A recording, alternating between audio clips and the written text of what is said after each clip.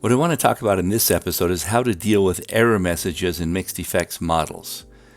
So sometimes it seems like all stats users, no matter where they are from, share the same language, profanity.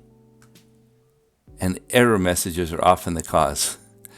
What kind of error messages can you possibly get? Well, things like Hessian matrix problems or non-convergence, singularity, things like that. How do you deal with them? Well, there are a bunch of different possible causes. One is that some variables may have no variation. And so the package has a problem dealing with zeros in cells. So the best way to look for this is to do a cross-tabulation of all your variables to find those cases of zeros.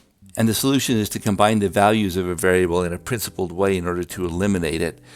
And you can remove variables if it can be justified also.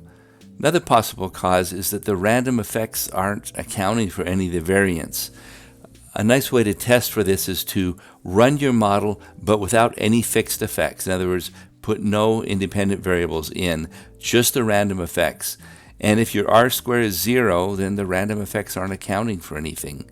So you can remove each one separately, one at a time, rerun the model, and see which one's causing problems, and then look at the data.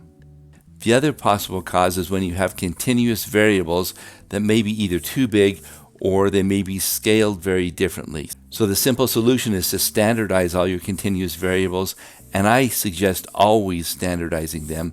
And remember that standardizing them doesn't affect the results.